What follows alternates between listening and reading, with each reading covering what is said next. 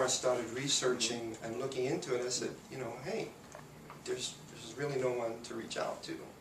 And at one point, before making the decision, I did call District 8, Dana Wasserman Rubin's office, just to say, you know, who I am, and if she could call me back, maybe we could set up a meeting.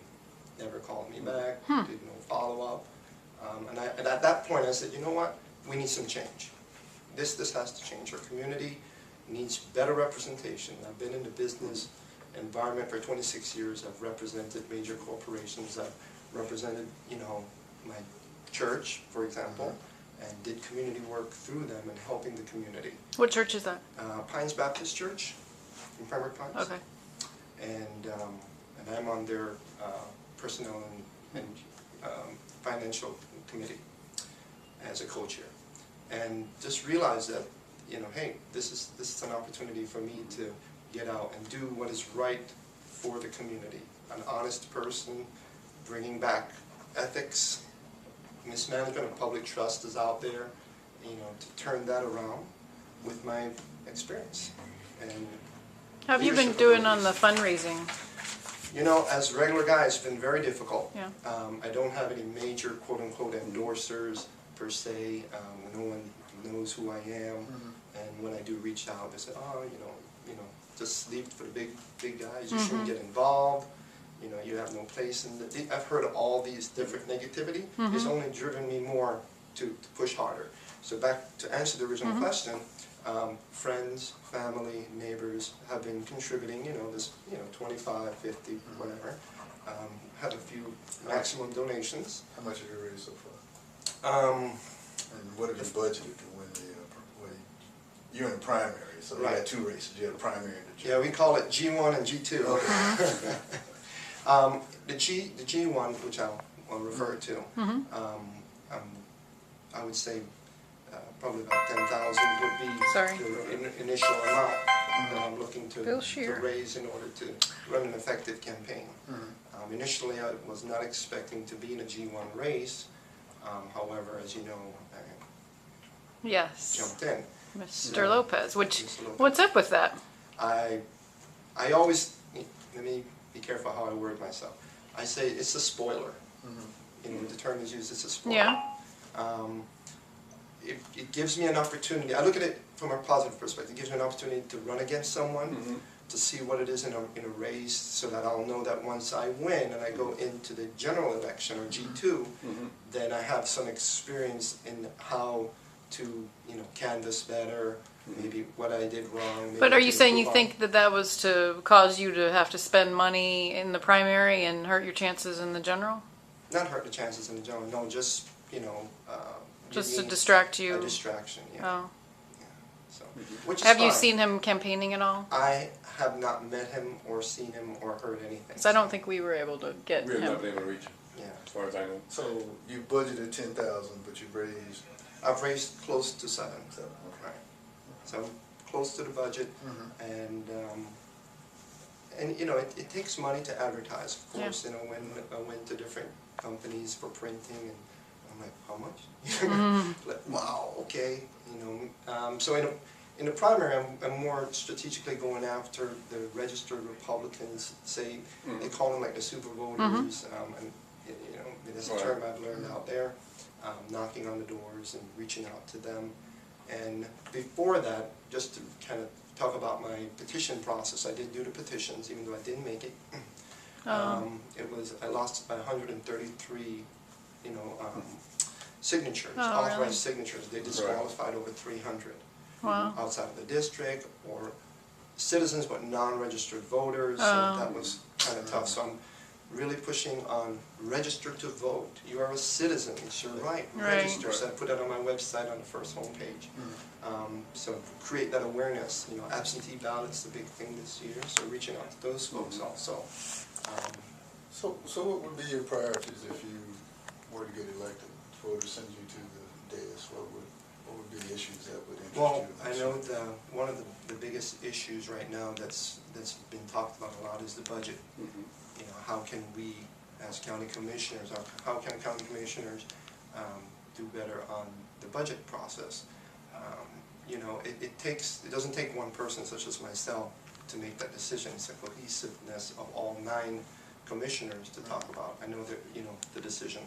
There's going to be tough decisions to make as far as, you know, where you need to streamline. I've written budgets, I've implemented budgets over my years of experience, and taught how budgets are supposed to be run. I've looked at the budget online, the best to my ability of what I can see. Some of it is not, or I should say most of it is not as transparent as I'm used to. I'm sure if I'm in that position where I can look at the more of a breakdown of the budget, you can see if there's maybe unused, you know, wasteful spending, maybe in overtime that's not needed in a specific area, and I'm not sure on those specifics. But what I can see is it can be workable solutions. But you would tend to be more of a budget. You tend to cut spending if you had your preference. To cut spending, Yeah. If it needs to, it would have to be in order to bring it in line. I'm not a proponent of raising taxes. Definitely not. So if there's anything would come across my desk and would say, you know, we want to increase, definitely upon speaking with the folks that I've engaged with in the community, I would say 100% are saying definitely do not raise our taxes. If you become elected, do not. And that's the other part of being a commissioner, is you're the voice of the people, not of special interest groups. Would one of those tough decisions be reducing the size of staff? Depends on what staff, or maybe there's other areas in the budget where, in another department that may need staff, that you can move folks over rather than bring in new folks instead of eliminating certain staff members. Yeah, one of the big budget battles is the sheriff, because that's about half the budget. And there's 2 schools of thought. One is the county commission basically gives the sheriff a lump sum and says, this is how much you got for your budget, go spend it. The other one is you go through the sheriff's budget line by line and you find places where you can cut. Do you have a preference for either one? You know, in my budgetary experiences, you always go line by line, but also at the same time, folks that are responsible for their budgets. You know, like I give you an example, my retail. I always have to go back to my retail experiences. Folks in a region, or folks in their store, or their district, they're responsible to make sure they fall in line with their budgets. So they are the ones that should be going line by line. But to answer your question, I would say definitely, you know, the sheriff should be able to go line by line through his budget to make sure that the cuts are needed, if there's any, or move people around, or maybe, you know, I've heard of, you know, approved overtime that's in the millions. This is what I've heard. I haven't read it. I don't know if it's hearsay or what. And I'm going, wow, that blows my mind. Oh, yeah, Coming that's from true. the business perspective, you know, I'm sure there's a reason for a certain amount of approved overtime, but take that approved overtime money and maybe put more officers on the street, or not close down certain departments. Yeah, but you're a county commissioner, he's the sheriff. What do you do? It's his responsibility to make sure that's done. Is the Republican Party helping you at all with raising money and Not in any campaigning? type of fundraising. Of course, it was very difficult in the beginning with the smaller club, the Southwest Republican Committee down south where I live. They've helped me with volunteers, you know, and say, hey, you want to go do some canvassing, knocking on doors. So I've reached out, and they've reached out in that way, so they've helped me out in that perspective. The BREC, you know, I'm learning all these terms. Yeah, into right. this new position for Broward County. Yeah.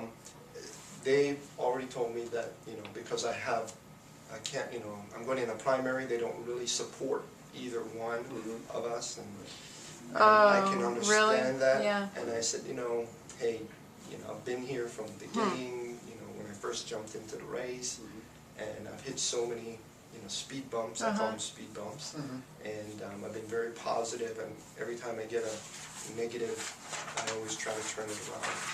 And so that it doesn't sound like the party's been real active in trying to get this seat? You know, they are, when I go to the meetings and they, you know, we talk about it, and folks that I've met,